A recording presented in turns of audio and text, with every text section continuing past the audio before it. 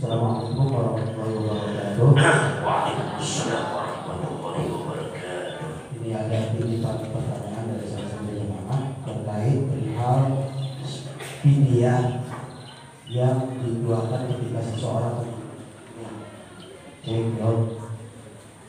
kebanyakan buat buat orang yang hartanya banyak, berlimpah, kaya raya, untuk mengeluarkan fidyahnya itu ya cincai lah. Cuman buat mereka yang ekonominya menengah ke bawah, kadang-kadang buat maksa-maksain sampai utang dulu beli beras, membela-belain buat fidyah. Nah, ini hukumnya seperti apa, Bro? Jangan sampai ngutang dulu membelain buat fidyah doang. Harusnya seperti apa caranya? Bukan seperti itu aja. Terima kasih. Assalamualaikum warahmatullahi wabarakatuh. Baik, perihal fidyah.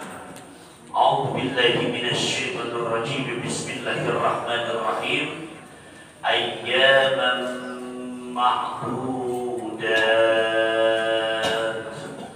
Faman kana minkum maridan aw 'ala safarin fa'iddatun min ayyamin ukhra.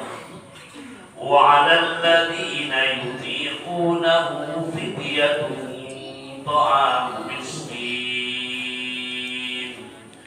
فمن تطوع خيرا فهو خير له وأن تصوموا خير لكم إن كنتم تعلمون.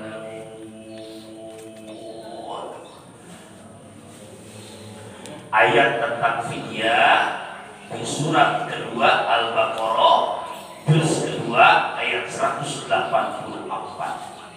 Jadi perihal fidyah, nas Qur'annya surat Al-Baqarah ayat 184. Bagaimana di sini Allah menjelaskan ayyaman ma'dudat, puasa Ramadan pada beberapa hari yang telah ditentukan, itu di bulan Ramadan. Ada yang 29, ada yang kadang 28, ada yang kadang 30, bahkan ada kadang 30 lah maksimal ke hari yang ditentukan.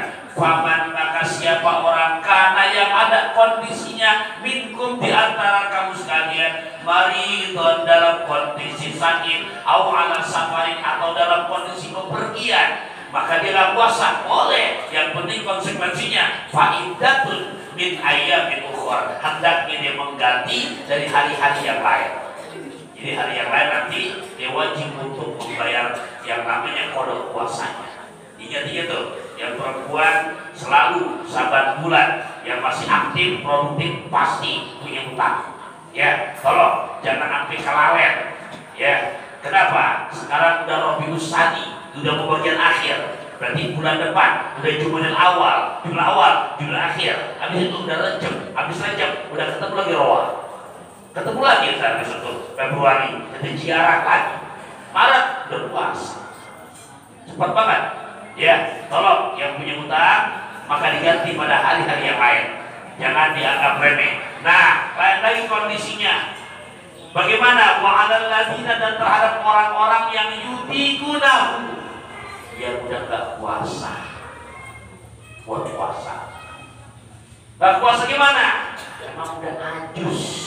Kalau bahasa bikinnya ajus tuh, ya ajus, udah sepi, udah uzur. Pak, ini ngapain Pak?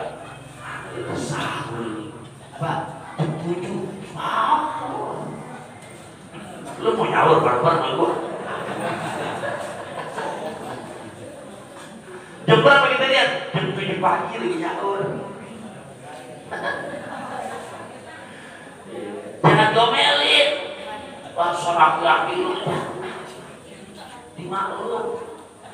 Iya, masih bagus sih mau sahur jam 7 pagi. Iya, cuma kondisinya emang udah ajus. Apa tuh? Ajus itu kondisi pikun dari orang tua kita. Tolong anak-anaknya jangan pada lepes. Iya, kita nggak ada kita kalau nggak ada dia. Jangan diomelin. Emang kondisinya omak kita dan mungkin bapak kita udah ajus, cuti kunaku. udah nggak puasa. Baru sahur tuh jam 7, ntar jam 12 aja johor, udah gitu. Gitu, jangan diomelin, udah ajus, gitu kan, rawat baik-baik. Ini kita selaku anaknya, kalau jujur dan anak, selaku cucunya, kalau mau ngarep berkah, kita hitungin aja nih bapak kita nih. Ya Allah, Ramadan pada 1443 Hijriah, bapak saya berarti ninggalin puasa berapa hari itu? Berarti sebulanan. Nah kalau kita mampu nih anaknya, kita mampu nih cucunya, yang bagus mas sebenarnya, yang bagus nggak usah nungguin meninggal dunia dulu. Kenapa begitu Bi? Karena ngitungnya enak, bukan kira-kira, bukan, ngitungnya enak. Itu gimana? Oh iya, kemarin berarti 1443 Hijriah, kalau bapak saya sebulanan. Masih ingat? Kenapa? Hitungnya ingat. Bukan apa-apa, karena kalau nungguin tantar kita manusiawi, otak kita terbatas. Kelalen banyak kan enggak? Gitu kan? Apa kelalen tuh? Karena ditumpukin, numpuk. Iya kalau entar udah numpuk, duitnya ada. Kalau yang sering tanya tuh, nggak ada duitnya bagaimana? Lah iya, ya itu buat orang-orang yang ajus. Contoh nih. Kita ada nih sebagai anak yang ingin berkhidmat sama bapak kita, sama orang tua kita, kalau itu bapak kita, atau mungkin kakek kita, atau mungkin nenek kita, yang kondisinya udah yuti punah, udah gak mampu, udah gak kuasa buat puasa. Maka kita hitung aja udah sebulan ditinggalkan. Nah, kata Quran fidyah, nggak usah bayar, kodok puasa fidyah sebagai pengganti puasanya untuk makan orang-orang miskin. Orang bukan yatim, miskin. Karena banyak yang masyarakat yatim, hartanya banyak kan dia kita. Lah iya, kalau satu namanya yatim bisa, itu kontrakannya berapa ribu, gitu kan? Bukan bahasanya yang miskin, yang memang orang susah. Miskin itu ada penghasilan tapi nggak nyukupin. Itu miskin. Kalau fakir emang gak punya penghasilan sama sekali. Nah kita hitung satu harinya satu mut. Habis di rumah punya tuh oleh-oleh dari almarhum ya Syekh Jabir, Syekh Jabir ya, dari abang adiknya juga Syekh Muhammad, di rumah punya tuh ya apa namanya ukuran mutnya. Kalau dilihat aslinya mut itu kalau dihitung nggak nyampe seliter, kurang dari seliter, kurang. Ada di rumah punya ukurannya, gitu kan? Nah Nabi kalau ditanya gimana sih cara wudhu Nabi? Nabi itu ukuran wudhunya berarti nggak boros sama air, seukuran satu mut dari tempat untuk fidyah atau beras. Nabi wudhu cukup untuk wudhunya. Jadi kadang-kadang kita wudhu mau maaf, ya apung-apung air banyak. Ya, kalau Nabi cara wudhunya begitu, jadi betul-betul nggak boros. Ntar beresiknya mahal. Iya, ya emang sih duit ya duit situ gitu kan. Cuman kalau bisa kenapa nggak kita hemat gitu? Oke saya terusin. Nah itu udah, itu berarti kelas liter ya kurang. Berarti boleh saya lebihkan untuk hati-hati cakep. Dah biar gampang itunya. Kalau satu mut kurang 1 liter, kita lengkapin aja dah 1 liter kali 30 hari. Apa yang kita beras? Yang kita makan berasnya. Oh berasnya dimakan pandan wangi. Wangi nih, gitu kan? Iya. Ya kalau lagi bapak makan sepiring ngaji nambah itu, gitu kan? Iya. Saking anaknya makan tuh, mertua dalam kamar nggak kelihatan itu.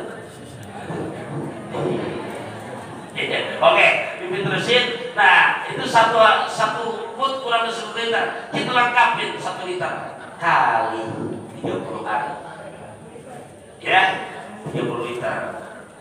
Gimana nih caranya? Mau beli beras? Bagus. Ribet beras.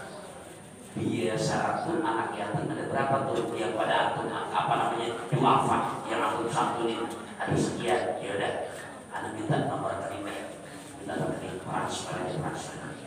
Mau ngapain? Anak mau bayar fidyah untuk bapak anak yang kemarin puasa Ramadan selama 30 hari dia tinggalkan puasanya. Boleh begitu Bi? Bagusan begitu malah. Ngitungnya gampang. Kenapa? Karena masih hidup. Jadi nggak ada prinsip nungguin meninggal dulu. Walaupun berfidyah udah meninggal boleh. Tapi kadang-kadang kalau sudah meninggal, apalagi udah puluhan tahun, atau mungkin kita nggak tahu masa hidup bapak kita atau kakek kita, itu paling raba-raba. Berapa hari dulu bapak saya ini?